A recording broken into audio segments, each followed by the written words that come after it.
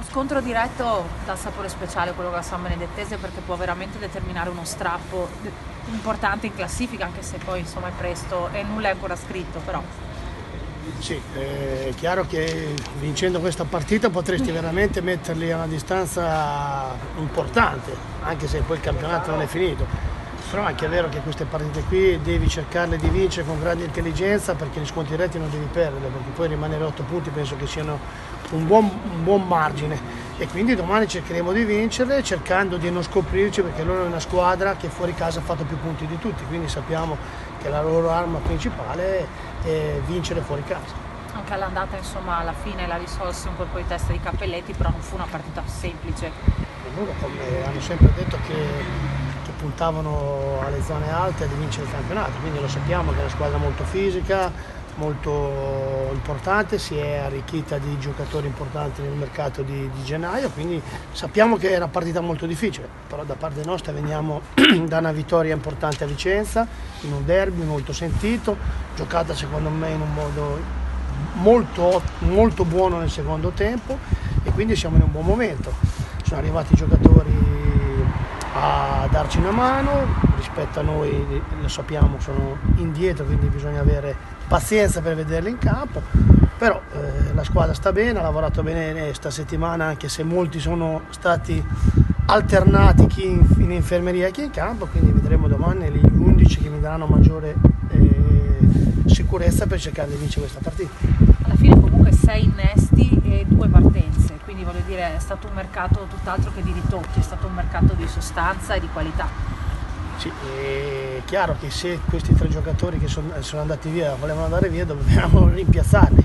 Noi abbiamo rimpiazzato 4 giocatori perché 3 sono voluti andare via e 1 perché si era fatto male, quindi noi lo sapevamo della bontà del gruppo che avevamo preso a luglio. Il direttore è stato bravo, ha subito fatto dei rimpiazzi importanti, quindi auguriamo chi è andato via le migliori fortune e auguriamo le migliori fortune a chi sono arrivate, perché troveranno sicuramente un grandissimo gruppo e voglia di cercare di proseguire questa strada. E ci vorrà forse più di qualche intuizione notturna, d'ora in avanti ci sarà una bella e sana concorrenza. Fa parte del calcio. Ben venga la concorrenza, perché ultimamente eravamo veramente contati. La concorrenza nell'immediato è ancora lontana, perché i giocatori che sono arrivati li ho visti ancora veramente un po' indietro rispetto a quelli noi, ma è normale, chi viene qui sa che trova ritmi alti, sa che trova giocatori allenati, e quindi ben venga, perché sono convinto che la concorrenza fa sì che, se è leale e sana come sempre è stata in questo gruppo, fa sì che l'allenamento è importante, e quindi anche se l'allenatore sbaglia nelle scelte so che se lascio fuori uno ma ne metto dentro un altro che è in buone condizioni.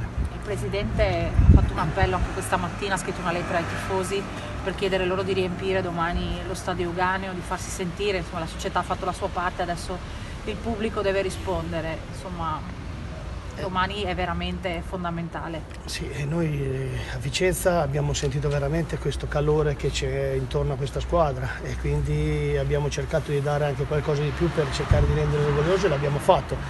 E domani bisogna essere ancora di più, perché la partita sarà difficile, abbiamo bisogno dei nostri tifosi. È chiaro che tutti questi spostamenti, una volta alle 4:30, una volta alle 6:30, può creare dei disturbi alle stesse persone, però chiediamo sacrifici come stiamo facendo noi, di starci vicino, perché poi il sogno poi sarà di tutti. Che Sambo ti aspetti che sia anche un po' rinforzata? È arrivato stanco, è arrivato per un giocatore di giocatori di Serie B, quindi sarà rinforzata, ha detto che vuole passarci davanti, quindi noi siamo pronti alla battaglia, è una squadra molto fisica, che gioca molto sull'impatto fisico, quindi noi dobbiamo essere pronti a questo, quindi è una Samp che, se è al secondo posto, vuol dire che ha delle importanti armi, però di contro trova un Padova che io non cambierei con nessuna squadra. Il nuovo arrivato ha detto che il Padova non è così irraggiungibile. Stanno dicendo dall'inizio che il Padova non è la squadra da battere, quindi ben venga, così io quando vengo all'allenamento mi metto nelle condizioni di cercare di rendere il migliore dei modi l'allenamento per cercare di sorprendere gli avversari. Ormai mi sembrava che quello del Pordenone diceva che tutti i giorni passeremo il Padova, tutti ormai lo stanno dicendo, quindi non vorrei che sia per metterci pressione, ma noi siamo abituati su questo. Poi ho detto, noi vorremmo essere su a maggio, e sono convinto che noi a maggio saremo nelle posizioni che conta. Gli acciaccati come stanno? Guidone? Questa settimana hanno avuto Guidone, Sarno, Salviato e altri, adesso mi viene in mente, hanno alternato gli allenamenti, un giorno sì, un giorno no, addirittura Sarno fino a ieri non ha fatto allenamento con la squadra. E quindi vi ho detto bisogna avere pazienza, la pazienza vuol dire che molte volte devono giocare giocatori che sono più in forma di questi. Mi scusi,